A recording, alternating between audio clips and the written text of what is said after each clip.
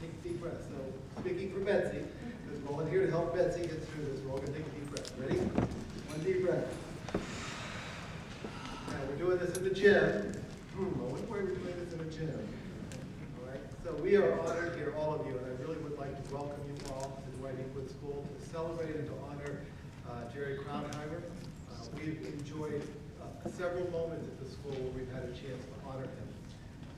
It started last spring, at the end of the spring season, when at the spring athletic banquet, with the team knowing that he wouldn't be coaching this year. The team came back with past runners, and some of those past runners were actually parents of current runners who came back and said some just wonderful things to Jerry and recognized, obviously, his track career. At school, some of you, I really have seen some of you, and I think it's been special that we had a treat to do something here at the school that is rare. I think we took every advantage of it, and Jerry let us do it to him, which was to honor him with the run, which many of you participated in, and to dedicate his room. And Jerry went into that event knowing full well that he was doing that for us, for all of us who knew Jerry well. We know that honoring him, those types of things, was an uncomfortable moment for him. But he did that, he allowed us to do that for him.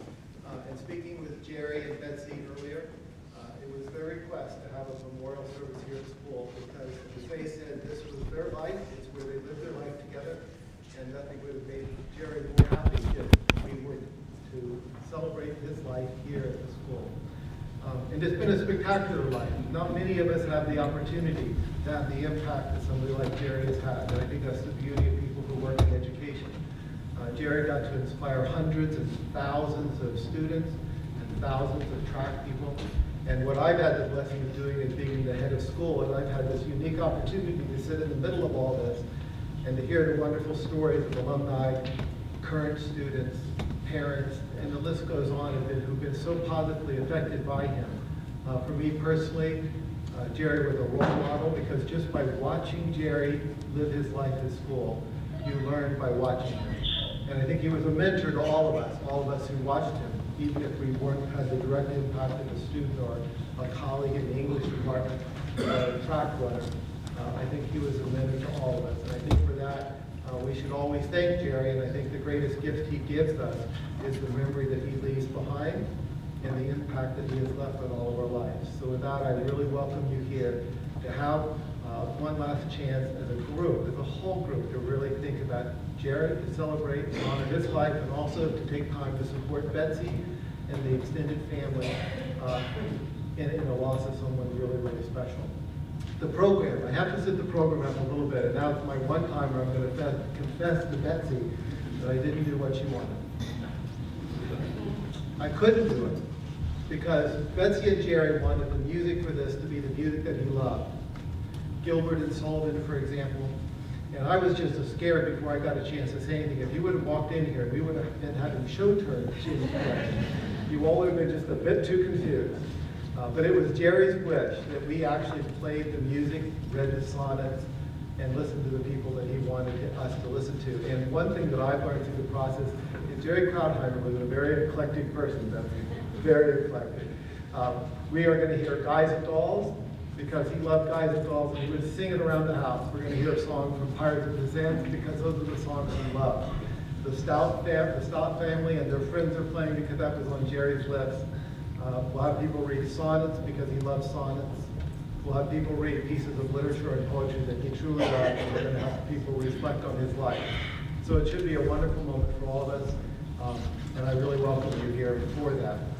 With that said, at the end of the conclusion of this service, I will talk in a little bit more detail about the reception that follows and how we'll actually manage that. But in the meantime, I just welcome you here, and I will like to say, and I think Jerry's in here somewhere. I can feel him somewhere in here, Betsy. I really do think that we're just honored with the fact that we have this opportunity in our life to know a man of this stature, a man who made this much of an impact on all of us. Now, Betsy wanted to go first, and I have succeeded because I managed to hold my emotions. For you who know me well, that was hard. So Betsy wants to go first because she knows she wants to say something. So we're going to all look at her and give her really good, positive energy. Ready? Really good, positive energy. With that, I'd like to welcome Betsy, and to help Betsy get through it, young Clark.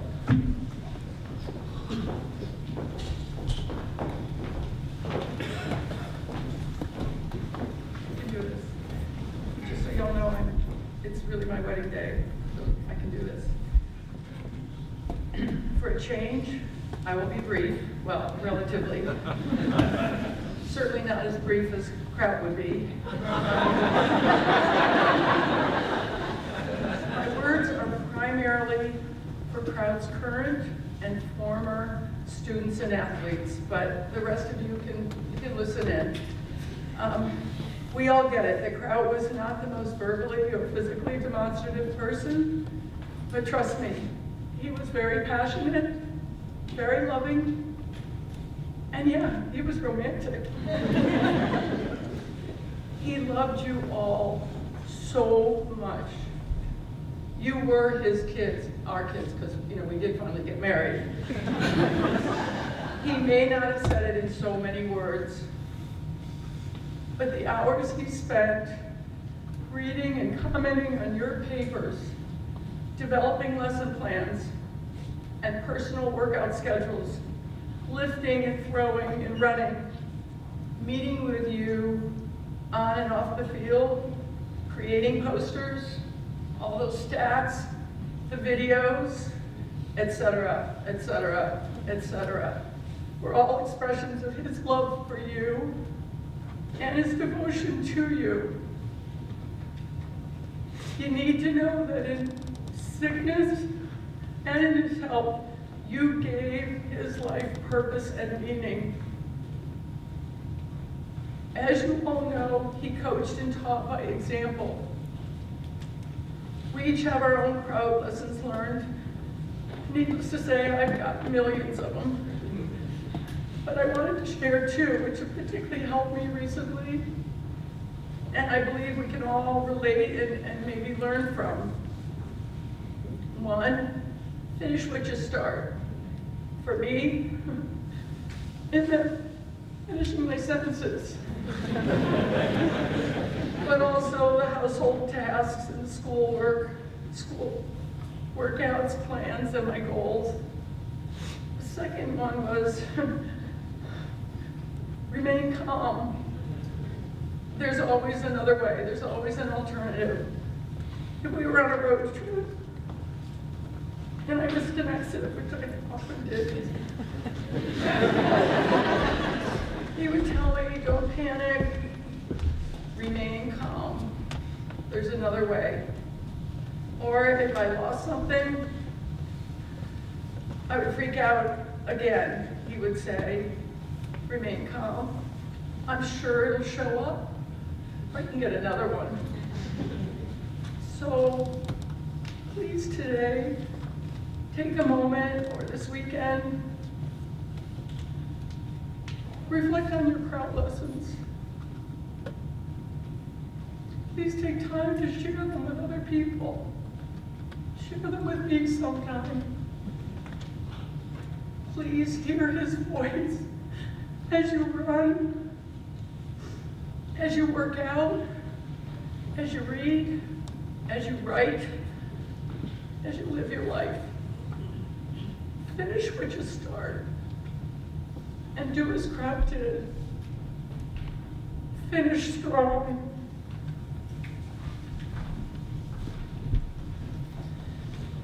Well, I can't top what Betsy just shared with us. So, on behalf of Betsy, Kraut's family and friends and myself, we wanted to thank you for everything, for all the love and support. Thank you for the hundreds of letters, cards, and notes. Thank you for the flowers, the food, all the visits. Thank you to the school and to Dr. Desjardins for all the support and for recognizing such a great man. And most of all of you, thank you for loving Kraut. Thank you for being his colleague, his avid student, and his friend. Because of all your love and support, Kraut was able to enjoy his final days and leave us in peace. He was so special to us, so we wanted to thank you for making him so special to you. Rest assured, he knows how much we love him. Thank you.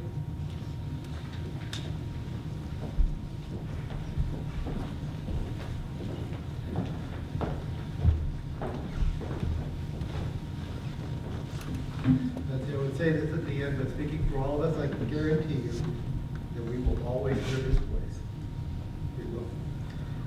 Rather than introduce each of the people who are speaking, this is a collection of current students, current runners, past runners, current colleagues, past colleagues, with some reflections, some sonnets, some passages, and some music that Jerry had requested. And with that, I will not introduce each one as they come up, but I'll ask that the speakers and the presenters just come up in order of the program. So John Deal will start with you.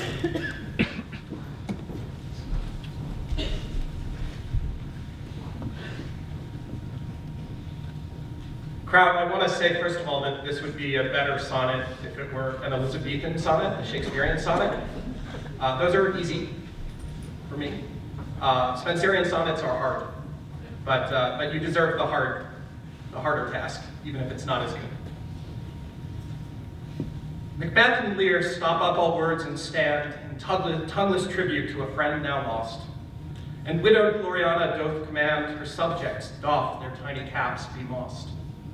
Mid-lecture, Mrs. Wingfield, eyes half crossed, is hushed, and each glass animal is well. Phil Marlowe, weather-beat and tempest-tossed, says this big sleep can up and go to hell. No better house guest in a book did dwell than he, our fallen friend and neighbor dear. And every page turns blank with grief to tell the ending of his story-rich career.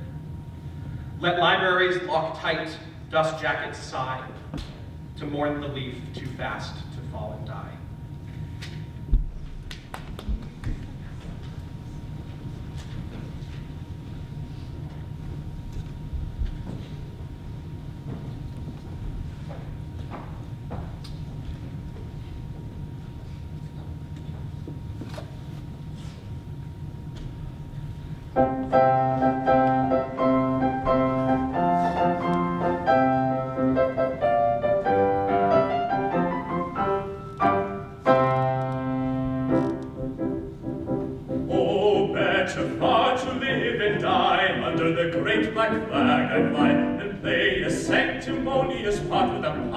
Head and a pirate heart. Away to the cheating world go you, where pirates all are well to do. But I'll be true to the song I sing, and live and die a pirate king. For I am a pirate king. And it is a glorious thing to be a pirate king, for I am a pirate king. And it is a glorious thing to be a pirate king.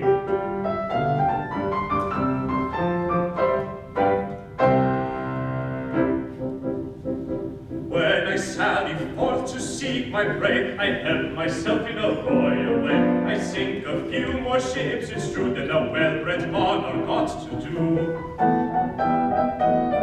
But many a king on a first-class throne,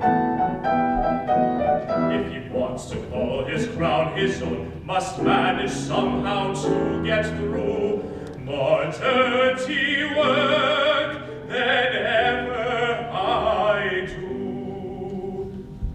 For I am a pirate king, and it is a glorious thing to be a pirate king, for I am a pirate king,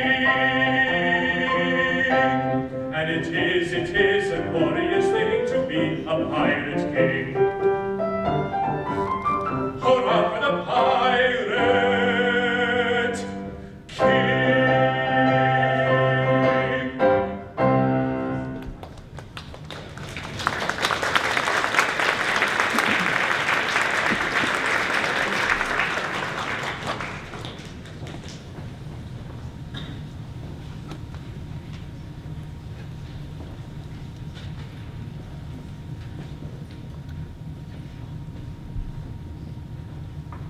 1977, Dwight Englewood hired 20-somethings, kids teaching kids. Jerry and I were part of that group. On paper, we couldn't have been more different. The introspective intellectual and shoot from the lip jock. But we quickly became best of friends. For 9 years, and I was the one who left.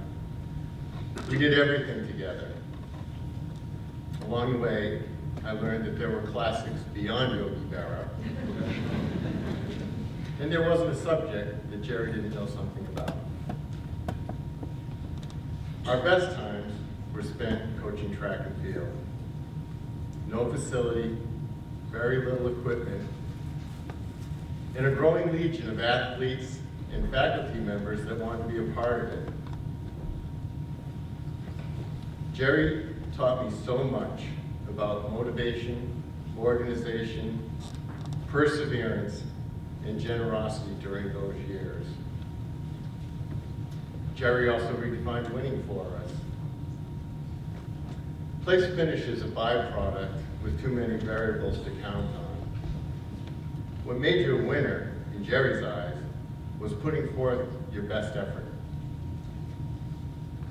We had more stats on personal bests than on wins and losses. Coach Kraut made track fun for all of us, and we were all better for the experience, whether a state championship or merely an effort and a promise to do better next year. We're so blessed that Jerry's been a part of our lives. The hole is left in our hearts will never fully met. I will forever cherish the bond and experiences we shared. We can all honor Jerry's memory by living by the tenets that he held so dear.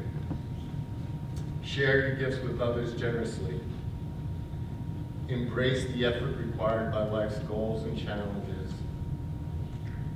Always strive for your personal best.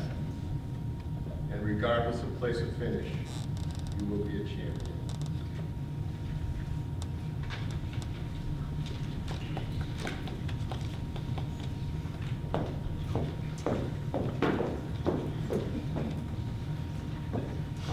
So I know it says that I will be reading a Mary Elizabeth Fry poem on here, but the more I thought about it, I realized that I should just write my own poem, so that's what I did.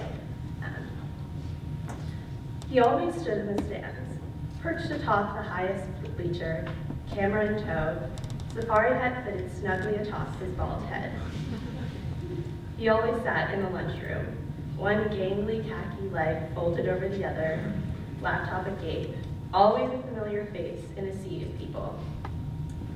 I'll always remember Kraut as being in the thickets of a crowd, removed but involved, a silent entity but with a raucous presence. That one singular soul whose eyes and goofy grin followed her every move.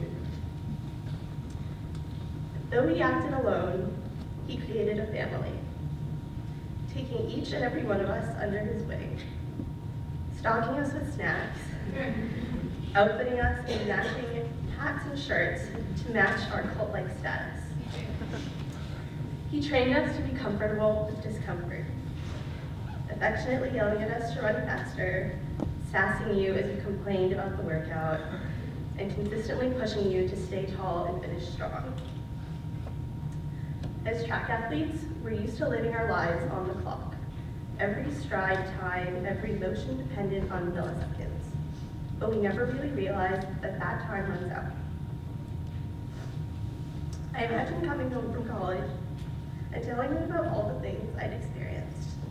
I envisioned him asking me about my new team, my classes, and my new friends, laughing over the really stupid things I had done.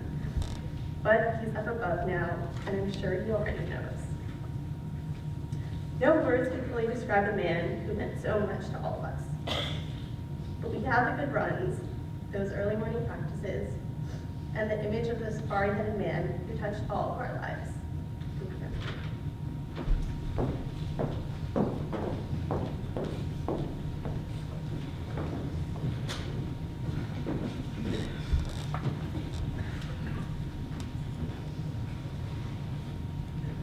For the past few years, one of my hobbies has been trying to figure out the root cause of Kraut's mysterious magnetism.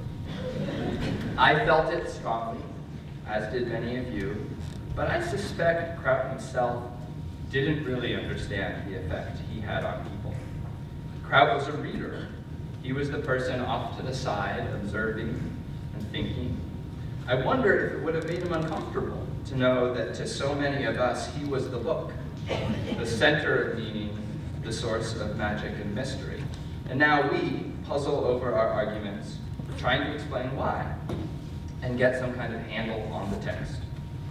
My latest attempt is contradictory, absurd. Maybe the fact that he was a magical person who didn't seem to know that he was a magical person is what gave him his magic. But, as I've often been reminded over the past few weeks, not everything about Kraut was such a mystery.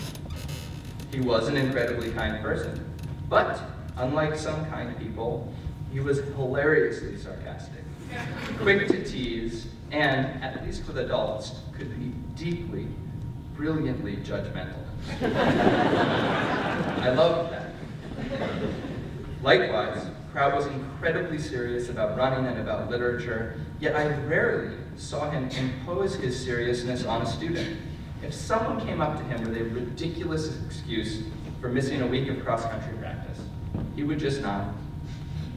He was radically realistic about people and respectful of their right to make their own decisions in their own ways. But if you pushed him too far, he would sit you down and calmly explain why you were no longer on the cross-country team. You didn't see that. And if he thought you needed a little bit of sternness or a tough-minded exhortation from the side of the course, he would give that to you. My first season as Jerry's assistant cross-country coach, when he was still healthy, when I fell in love with him, when he trained me as if I were one of his runners, was one of the best autumns I will ever get. But every moment I spent with Kraut was great. I hung on his every word and gesture, wanted desperately to impress him, and had so much fun just being around him. It was worship and friendship both, and I only wish that I had been given more time to know him and to be his friend.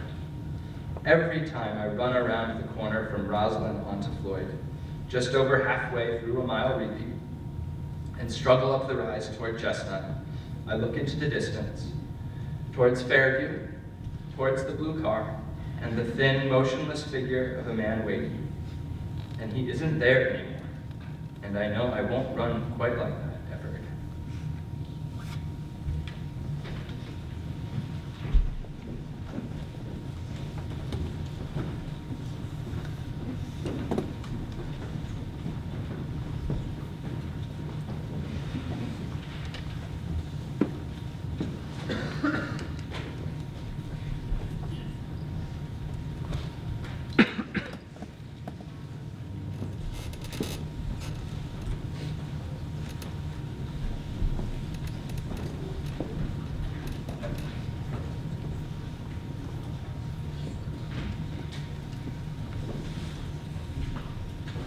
My family's honored to play today, but we couldn't do it without Jason Finn.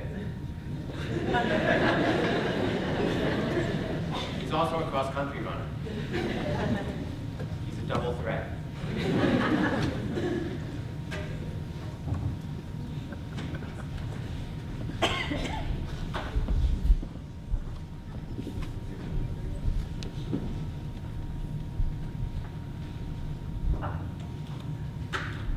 There's some assembly required.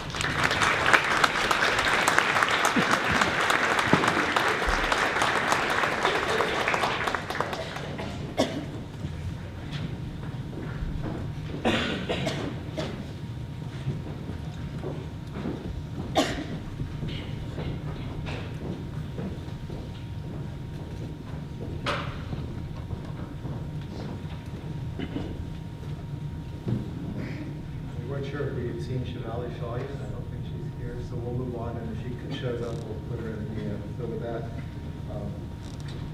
we'll move on to you.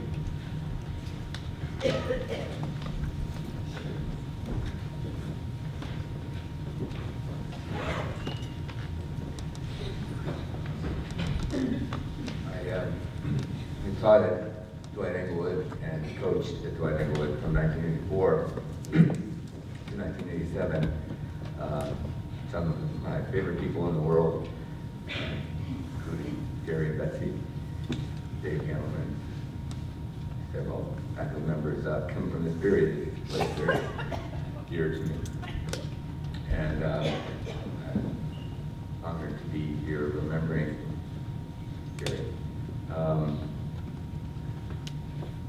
I'm going to talk about a couple of keys to Kraut, unlocking the secrets, and talk so beautifully about it's impossible to do, but I've got a couple of keys, and one of them is poetry. I recently been telling friends who didn't know Jerry about Jerry, and no one I know was more gratifying to speak to about poetry on a level of content, but also form. Jerry's passion for the structure as well as the content was deeply inspirational. At the time, I didn't know really what I was doing. Talking about hiring kids to teach kids. I was one of those followed in Fabinho's footsteps. As we got older, Edmund Spenser became the one we talked about most for some reason, and I think it's sort of fitting that John wrote that incredible thing. It's hard to read Spenser, to write like him. God, that's marvelous. And I am in awe of John's poem, and I was when I first read it in an email. I am going to have the easier job of reading a couple of selections from Spenser, and Spenser and poetry will be key number one, and I will only have two keys, I promise. The first is a selection from the Venus and Adonis episode of The Fairy Queen, which is from Book 3, Canto 6, stanza 47. The two Spenser selections are about the paradoxical ability for some people to be both mortal and immortal, mutable and eternal. And I think Kraut-Hammer is one of those. For he may not forever die and ever buried be in baleful night, where all things are forgot. All be he subject to mortality, yet is etern in mutability. And by succession made perpetual, transform it oft and change it diversely. For him the Father of all forms they call. Therefore needs must he live, that living gives to all. The second Spenser selection is Sonnet 63. After long storms and tempests sad assay, which hardly I endured heretofore, in dread of death and dangerous dismay, with which my silly bark was tossed sore, I do at length describe a happy shore, in which I hope ere long for to arrive. Fair soil it seems from far, and fraught with store of all that dear and dainty is alive. Most happy he that can achieve the joyous safety of so sweet a rest, whose least delight sufficeth to deprive remembrance of all pains which him oppressed.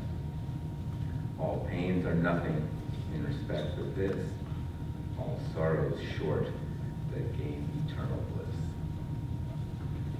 Another less lofty key to Kraut is the 1960s and 1970s comedy group, the Fireside Theater, whose humor, absurdist, brilliant, silly, occasionally very raunchy, was very much in line with Jerry's.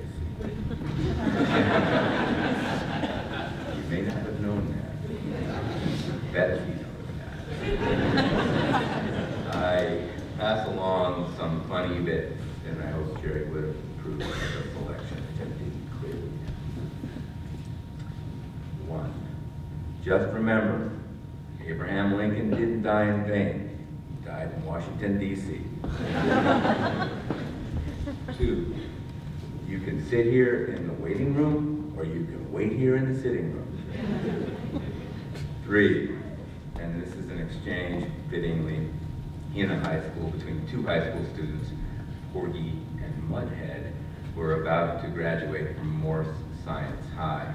Well, we're the leaders of tomorrow. Yeah, but it's today. Well, yeah, but what are you going to do tomorrow after we graduate? Oh, well, I thought I'd go out and find a bunch of guys to dress like and follow them around. And finally, 10-4, Eleanor. 10-4, over and out, Gerald Ruth Krauthammer. I don't know what we're going to do tomorrow without you.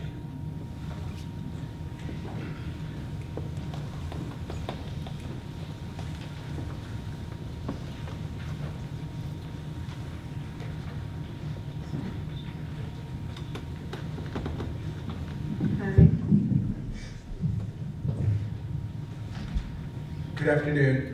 I'm Andonian Sugarakis, and this is Tara Sadnik. And like many of you here today, we had the privilege of being coached by Kraut.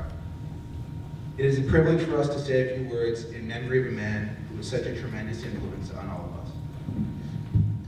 As a coach, Kraut was everything you could ask for. He was so knowledgeable, but more than that, he loved it. He had a passion for track and field that was infectious. The more you were around him, the more you wanted to learn from him. He wasn't just a coach for the people who were naturally more gifted, but he was a coach for everyone, including the least athletic among us. So in celebrating his life, we'd like to tell a few stories which personify Kraut's infectious happiness.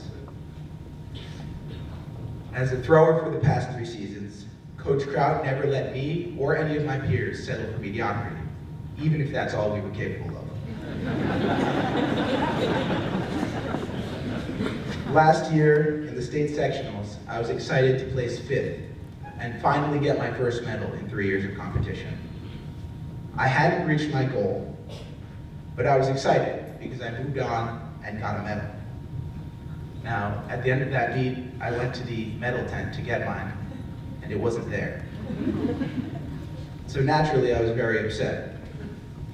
But Kraut worked with me even on the smallest of details that next week in preparing for this next, more competitive meet. And at that meet, I once again did not reach my goal. And this time, I didn't medal either. But I did set a new personal record. And I couldn't appreciate what it meant because I hadn't medaled or moved on. So I went back to the tent, put my head down, and immediately started sulking. But all of a sudden, I heard somebody approaching me, and when I looked up, there was Kraut, donning the most Kraut-like glowing smile, which, as we all know, could change your attitude like that. He dug into his pocket and pulled out my medal from the previous week.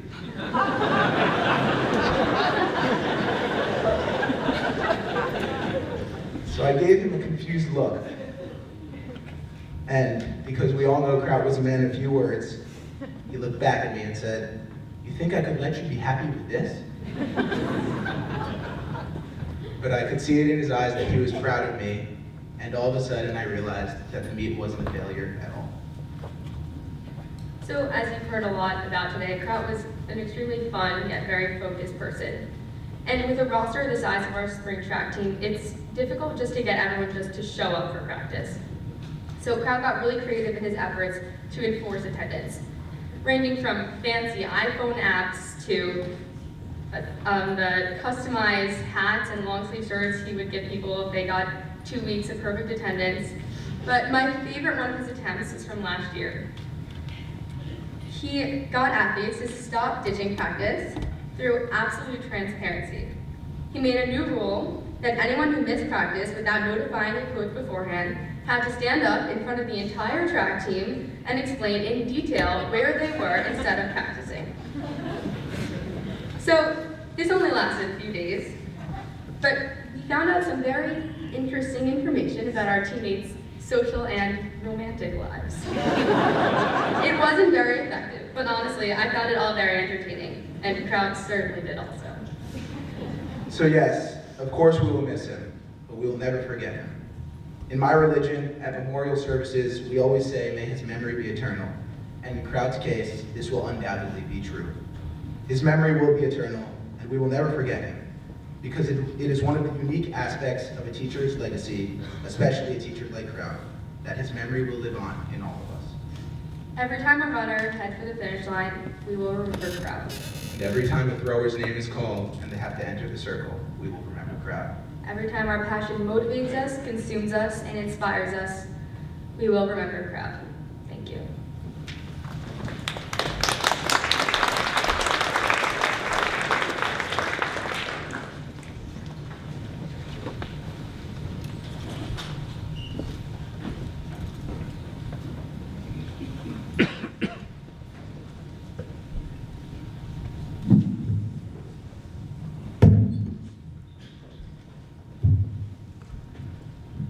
Hi.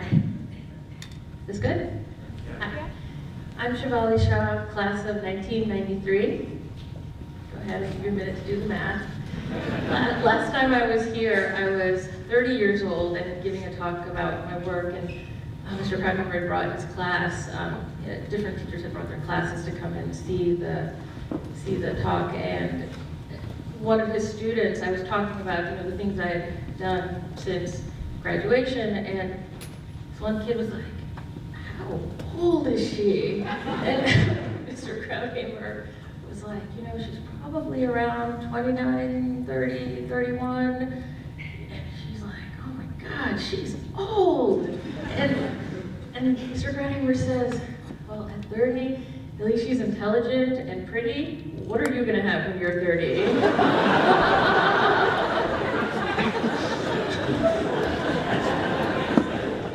I definitely missed that after I left DE. One of the things that I loved about Mr. Krauthammer was how kind and caring he was. However, he didn't coddle anybody. If he thought that your idea was not good, he would tell you. But what was great about it was that it was very clear that it was your idea or the thing you said that he thought was stupid, not you. And that's a hard thing when you're a teenager, right? You take things more personally, everything defines you, everything other people say about you defines you, and he's able to make the subtle difference for everybody that he spoke to. Even if he cut down your idea in class, you still knew that you and he were cool. And for me, during high school, I had a very challenging relationship with my parents.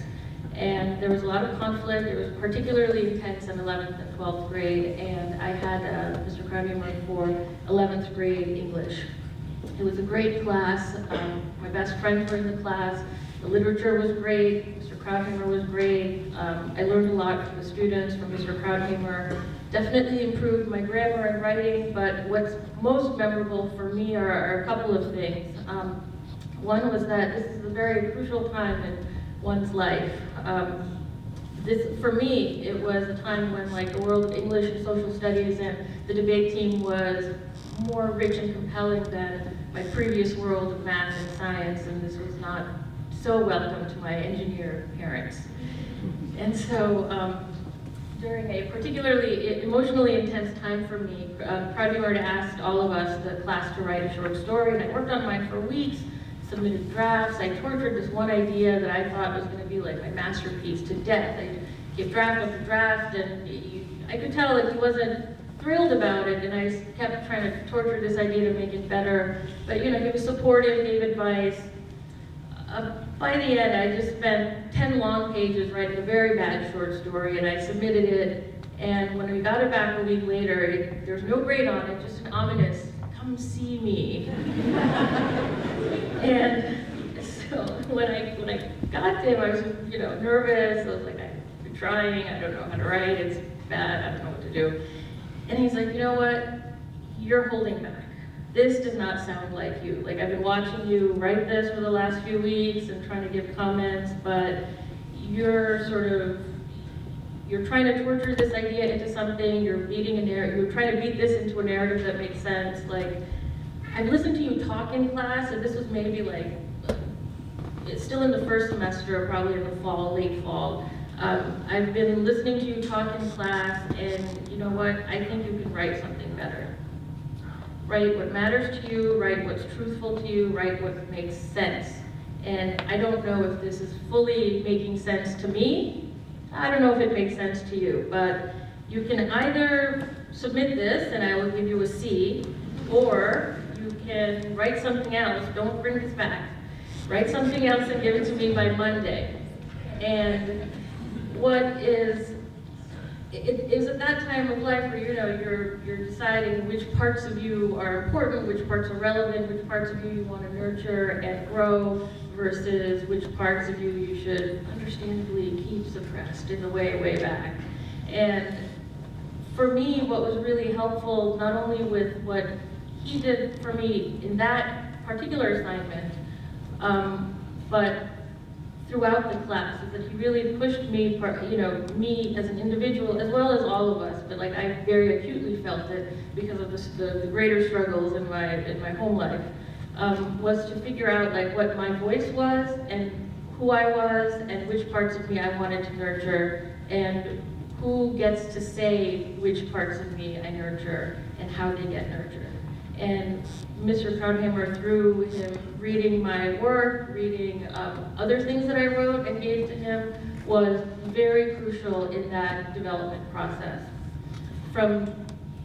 So eventually what I submitted on that Monday was that instead of some 10-page thing that I spent like a month of writing, I wrote something that was 2 pages long. It was about a rubber band reflecting, having an existential conversation with itself about its elasticity. It was 2 pages long. It was whimsical. It was deep. I loved it. You know, and I was like, this is great. And I gave it to him, and you know, very nervous because I actually liked this, and he was he liked it also. And a lot of it was, while I was writing it, a lot of the things that he had said to me were reverberating in my head. And for me, that particular piece that I wrote was a turning point for me in my writing. And you know, he was so good in terms of helping me find my inner voice, my inner creativity, and my inner quirky. And making the point that if something about you doesn't fit a mold that other people have, that thing is not to be discounted. You may examine it and decide you don't need it, but at least don't discount it because somebody else has discounted it. And that's helped me embrace a lot of my inner self and bring it out as I do not only my writing, but my speaking. And you know, in these, one of the things that I do now is I'm an attorney. I represent battered women who are being abused by their partners, their extended families, and I also represent immigrant workers who are being abused by their employers. So like now, today, a big part of what I do is people come to me to speak on their behalf.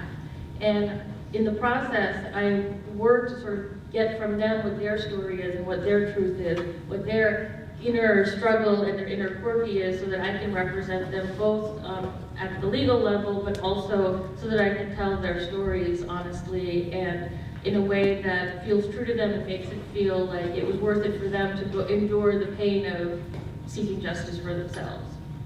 Another thing that I do is I'm a council person on our city council, and there I can't tell you how important writing and being persuasive is, especially one of the things that has really came about for me in 11th grade, both through Mr. Krauthammer as well as my 2 other wonderful teachers throughout my time at DE, Mr. Swervel and Ms. DeVito, was finding the confidence in me so that when there are people challenging it, like other politicians or opposing counsel, that you don't lose who you are in that, because nobody's on your side except for you. And Mr. Krauthammer was so good at seeing who everybody in the class was to help them get to what was right for them in their writing, and this experience that I have, that I had with my writing, so many other people in my class had. It was a wonderful experience. And even though he was not the guy that I went to talk about my feelings with, he understood me in a way that other people after reading my writing don't. And that was something that was extremely, extremely special. Another wonderful memory of mine is that, I don't know if we still have this, but like spring breaks at public schools are offset from Dwight, so that we used to have the Bring a Friend Week, and we would bring our friends from other schools. So my sisters, who were 8 and 9 years younger than me, my parents, being the ever resourceful people that they were, sent them to school with me for like 3 days. And Mr. Krauthammer and the two of them, I was 16, so they were 7 and 6 at the time. Yeah, it really did not look like they belonged there either. They bonded with Mr. Krauthammer, and on the 3rd day, it was very clear that nobody had read the reading. He asked one person, no idea. Asked the second person, he got very mad at us and he yelled at us. It was the first time he had yelled at us, and it was springtime. We were all like, oh my God, we're never not gonna read again. And he gave everybody a pop quiz. And again, all of us concerned about our grades, concerned about getting to college, we're all sweating and writing, and he wrote some questions on the board, and while I'm writing my quiz, all of a sudden a paper airplane lands on my desk. And I'm thinking, wow, Mr. Krauthammer is going to be extra mad that while he's mad, my sisters are throwing paper airplanes, and I look up. My sisters are just sitting there. Mr. Krauthammer's got like 10 paper airplanes on his desk. For the rest of the time, he was throwing paper airplanes and getting my sisters to pick them up and bring them back to him. While we are sweating bullets writing our quiz. But within 15 minutes, the 3 of them were just running around all over the room, just being extremely disruptive. And I think this was his like extra punishment of us not having done the homework. I mean, let me say, nobody, between the pain of trying to do a quiz with people running around and throwing things at you, and the shame we all felt after he yelled at us, like, we definitely did our homework for the rest of the year. He was a big part of, I know for the people that I graduated with that were in his class, he was a big part of what we remember as Dwight Englewood's legacy for us. He worked on our work technically, but he also saw the human beings that we were behind the work.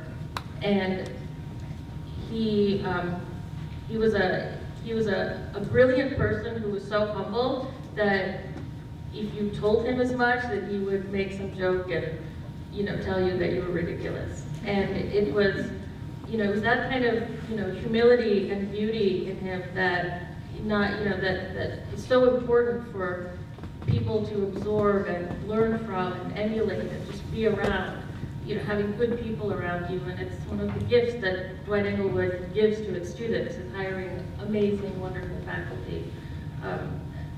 Mr. Krauthammer is one of the many teachers that I had extremely wonderful experiences with. I was very sad to hear of Mr. Krauthammer's passing, and even though now I am 40, for those of you who did do the math, I still, can't refer to him by his first name, though one time he told me to, and it horribly embarrassed me.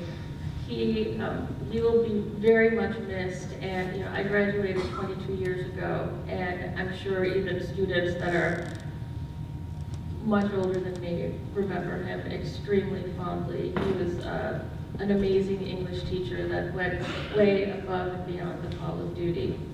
Thank you.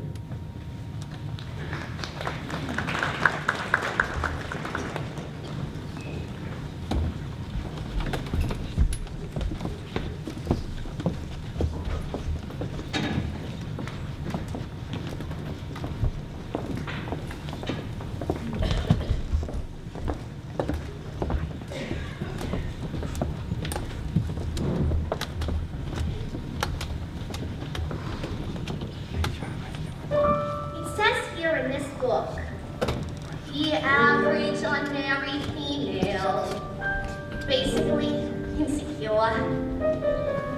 Due to some long frustration, they react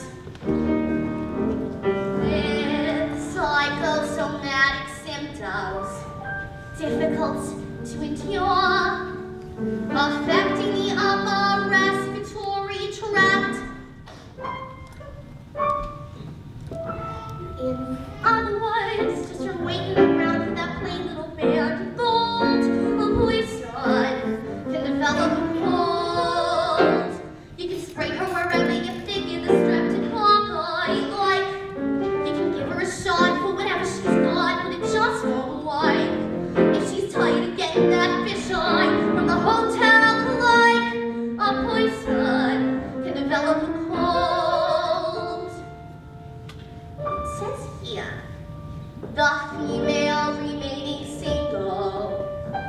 just in the legal sense, shows a neurotic tendency. See notes, see notes. Ah, notes. Chronic organic syndromes, toxic or hypertense, involving the eye, the ear, the nose, and throat. In other words, just wondering whether the wedding is on or off, a boy's son can develop a cough. You can feed her all day with the vitamin A, the Bromo fizz, but the medicine never gets anywhere near where the trouble is. If she's getting a kind of a name for herself, and the name ain't his, a boy's son can develop a cough. And for the boy, just installing the wedding dress, a boy's son can develop the grip. When they get on the train for Niagara, and she can hear church bells chime, the compartment is air conditioned, and the birds alive. Then they get off at Saratoga for the 14th time. A boy's son can develop a grip, a false nasal drip, with the wheezes and the sneezes and a sinus that's really uphill from a lack of community property and a feeling she's getting too old. The boy's son can develop a bad cold. Achoo!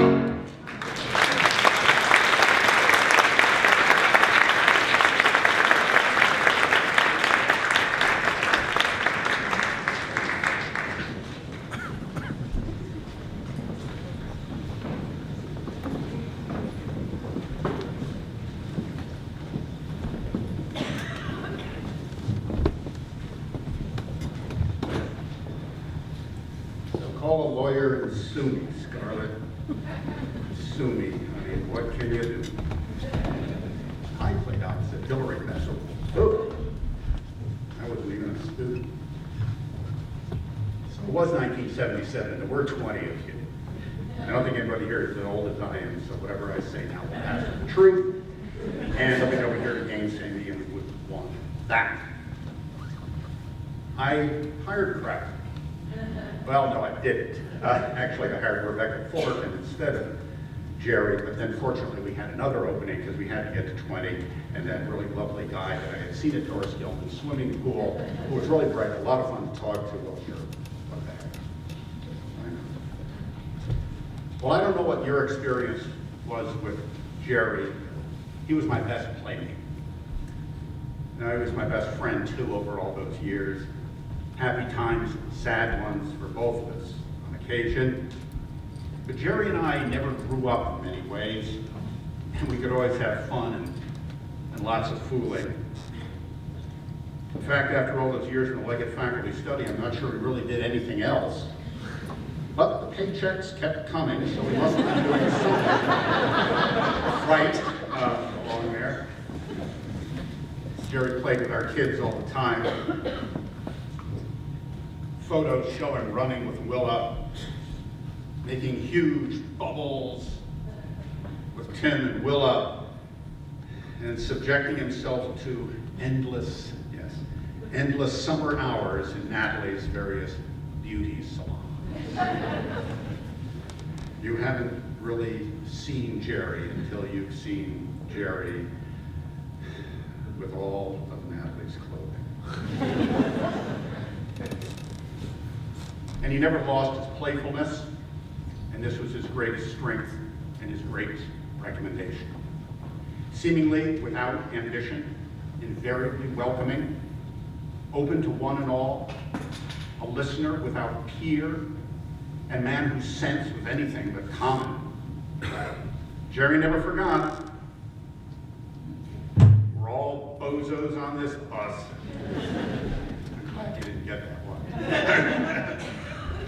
We're all bozos on this bus and need to act with a cheerful self-acknowledgement that that role requires.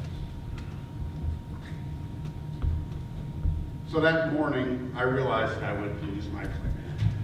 The person from whom I learned so much, my utterly unthreatening friend, Jerry, whose very unthreatening nature elicited from me a challenge to myself to edge my edgy self towards Jerry and the openness to the unknown fun that he so embodied.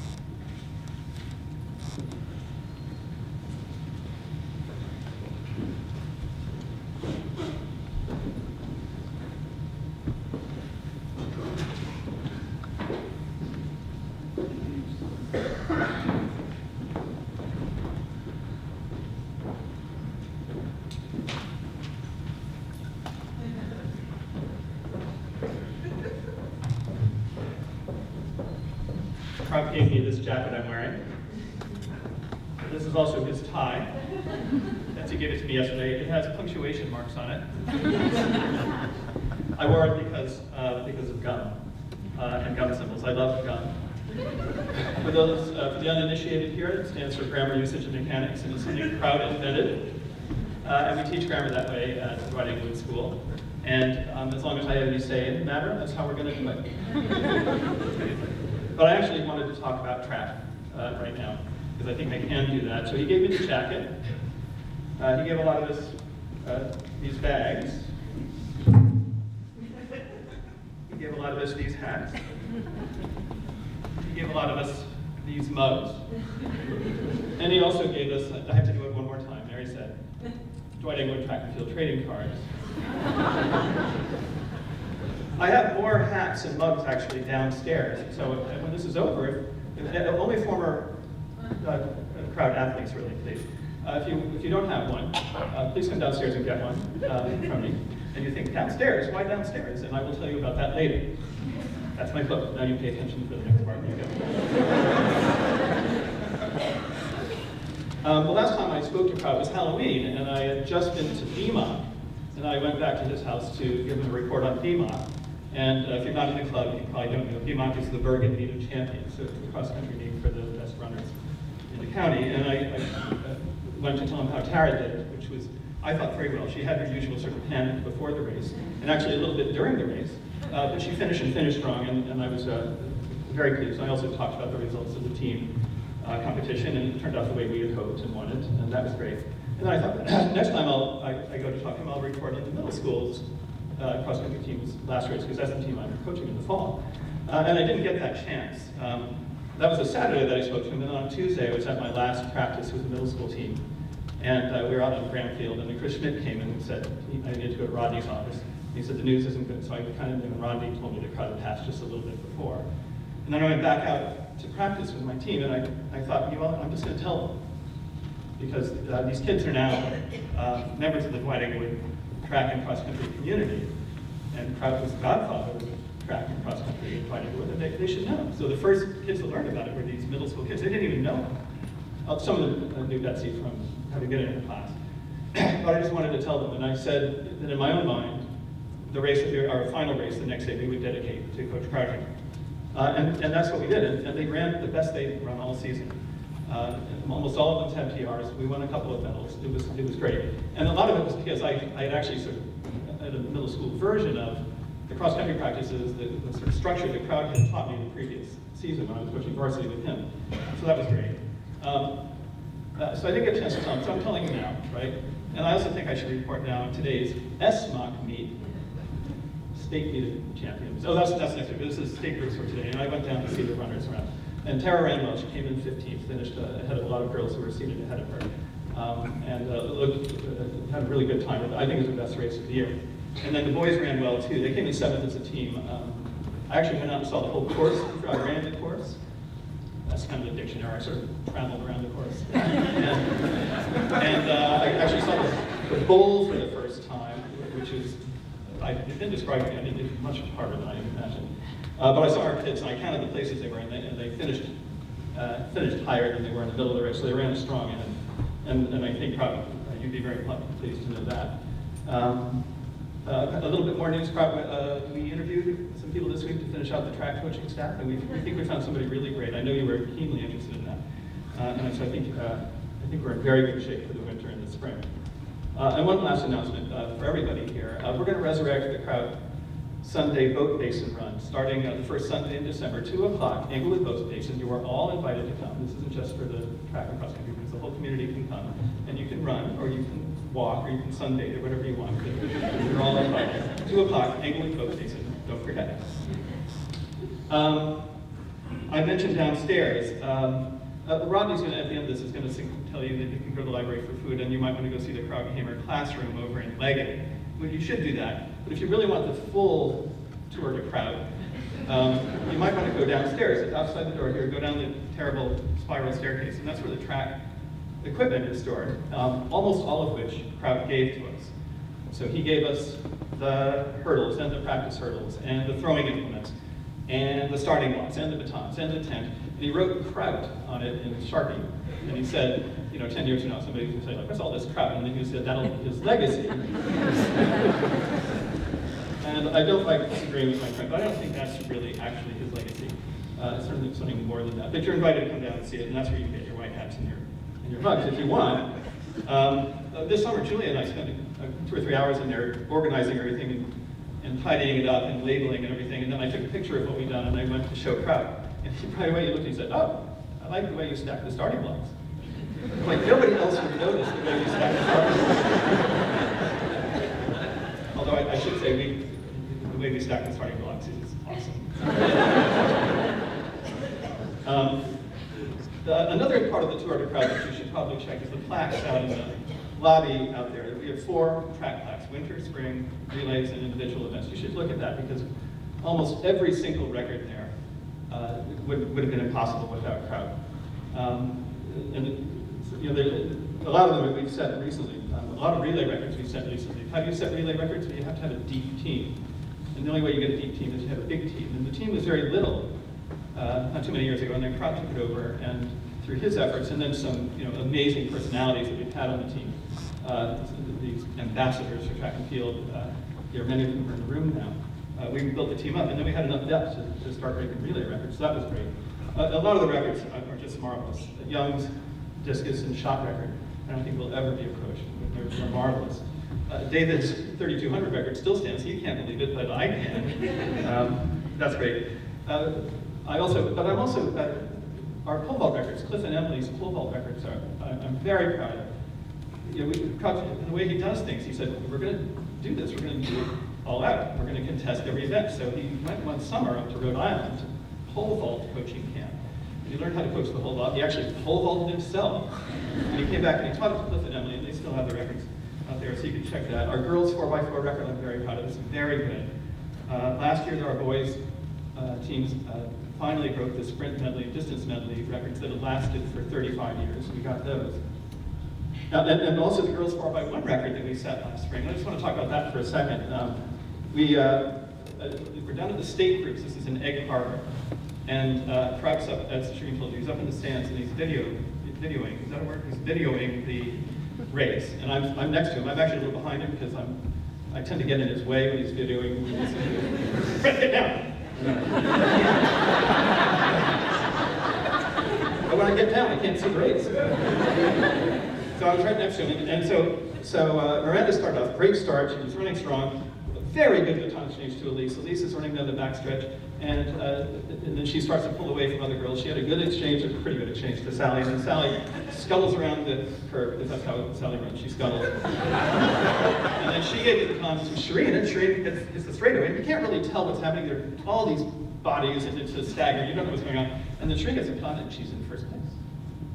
And this other girl in a red uniform is chasing her down, and Shereen is running, and I'm all excited. You can hear my voice on the video. And then Shereen holds her off. She wins. And then I said, Kraut, I think we won. And then I said, I think Kraut made a state champion relay team. And indeed we did. The first time since we joined the NJSIAA that we've had a state champion. And if you want to see the race after this downstairs, I'm going to have my computer right now. And you can look, right? I've got it all queued up, it's ready to go. So that's it. So really, getting closer to what Kraut's real legacy is what's on the plaques, all the records, and what they represent. And as Tara said, it's not just the It's not just the kids who set the record, it's just everybody on the team who matters. So I think those plaques represent all of these athletes to whom Kraut was so committed. And this whole program that he gave us, which I find such a thrill, an exhausting thrill to be part of. But even that's not quite the whole story. I think there's one more gift that I just want to talk about, and it's like this idea, the animating idea behind Kraut, which is that whatever you do, you have to give it your absolute, unwavering commitment. And you know that's how he did. You've heard this again and again. That's how he did everything, right? I mentioned going to the St. Groups today. It's down in Holmdel Park. Holmdel Park is about an hour and a quarter or so from here. And Kraut would, during cross-country season, on the weekends, take kids down there in his car to run the course so that they can preview it before they did the state tournament. And so, then he'd take 2 or 3 down. And this is a man who's an English teacher. And there's nothing harder than being an English teacher. You know, his papers to grade. It takes forever. And he signed a lot of written work, he graded it all. And he's taken like 5 hours out of his weekend to take kids down to do that. Right? And I can tell you many, many more stories. I would be here for hours, and you think, oh, that's hyperbole. He's an English teacher, he's using literary device. But I'm not. I mean it literally, right? And that's just who he was. And that's, I think, who, in our very best moments, I can manage this for about 45 seconds every week. In our very best moments, we manage to be as committed as Kraut was. And this is why I wanted my daughter to come to the school. Because she didn't, Julie, I'm sorry you didn't get a chance to be on the team with Coach Kramer. But you did get to work with another person who is also insanely committed. And Julie, I'm really glad you got to have Ms. Carson as your teacher. And Betsy, I will always be grateful that Julia was your student last year. And grateful to Kraut, because I think the best thing he ever gave me is this legacy, this idea that what you do it fully. And I'm going to try to do that. Thank you, Kraut.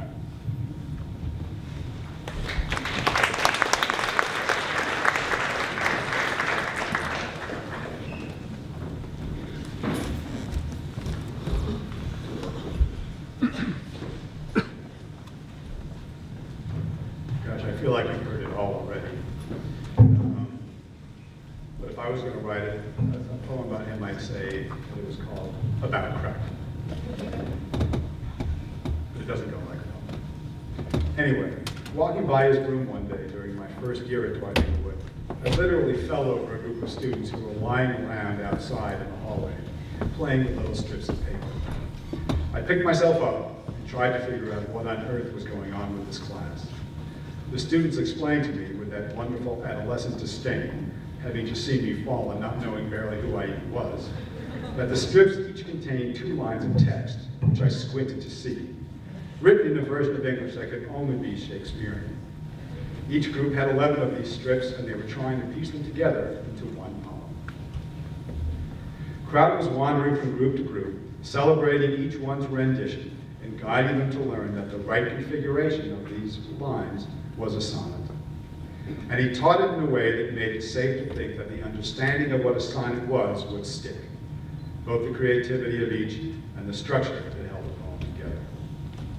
And that, of course, is what one wants in a great lesson, and what Jerry believed, to quote Fred Daly, that you do not teach by telling.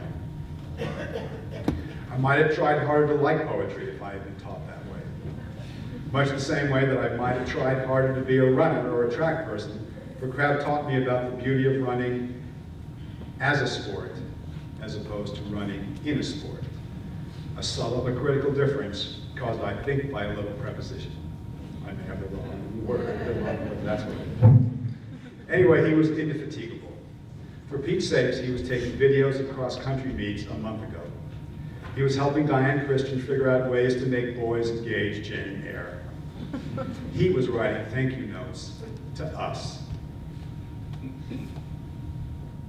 And who else would get 3 articles in the Record? The first, the more quickly written notice. The second, the more polished obituary.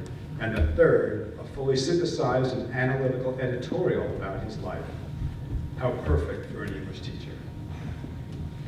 As his principal, and I use the term lightly in this case, one could never ask for a more loyal and dedicated colleague. There was never reason to fear his footsteps coming down the hallway into the office.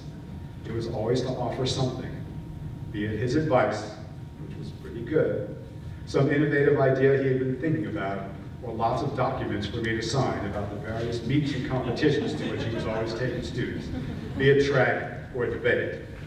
He was a high-rolling entrepreneur to the point where he personally purchased, as Fred just said, most of the equipment that we now use.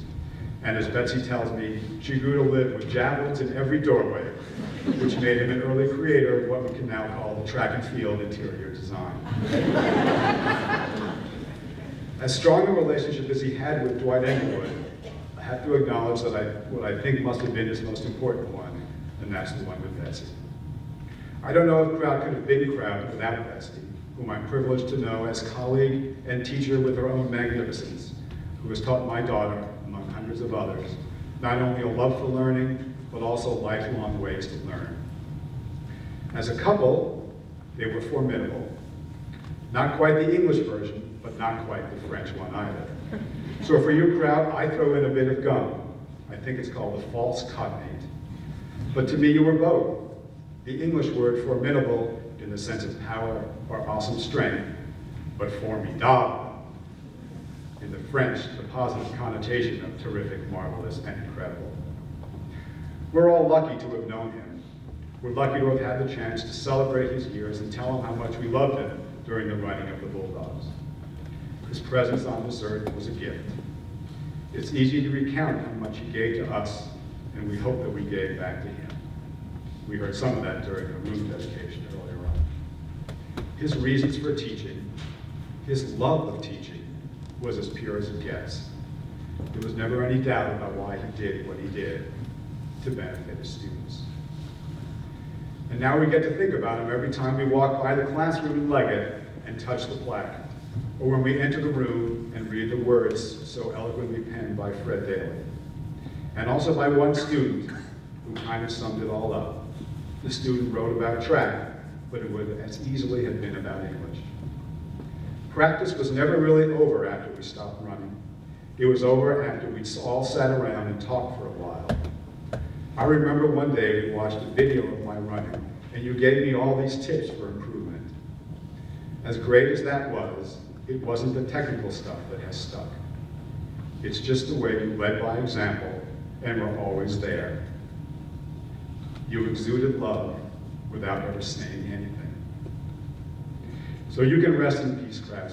You can rest in peace, Kraut. You've left us in good shape.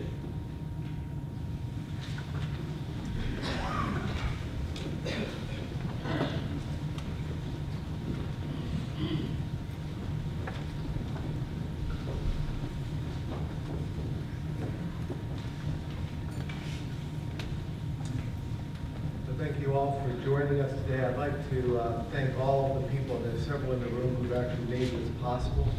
Lots of people behind the scenes. Betsy, I'd like all of us to thank you for letting us share this moment with you. I know firsthand that neither you or Kraut want or need any of this, and you engaged in us from the very beginning, from the dedication through all this, just because you knew it was good for us. I'd also like to say to you, Betsy, before we go to the reception, that just like you, none of us know what to do either. And that's okay. To everyone else, by the way, I'd like to point out a couple things so Betsy doesn't have to repeat it hundreds and hundreds of times. She's wearing her wedding dress today. And instead of a purse, she's carrying a track bag. I hope you all noticed that. And my wife, Annette, looked over at me and said,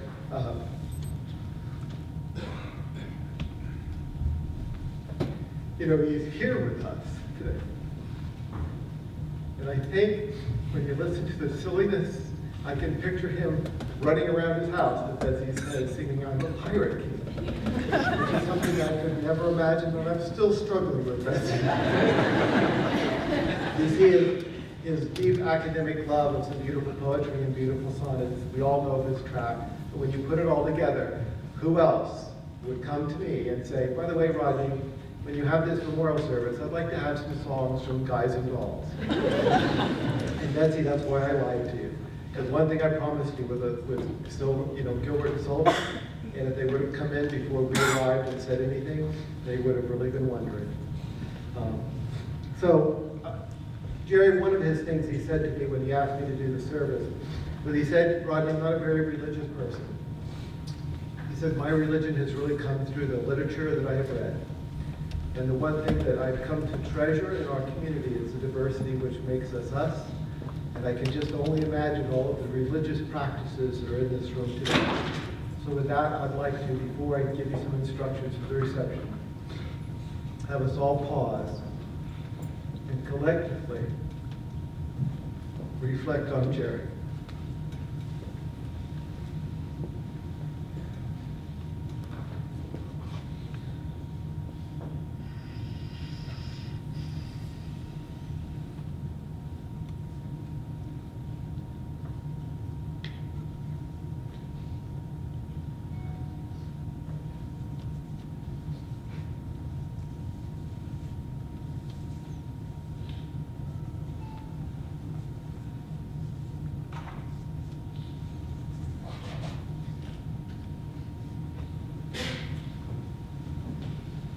Jerry, we know you're here. I know you were here when I heard Guys and Dolls and a Pirate King. And I think you were up there laughing very sarcastically at the fact that we were listening.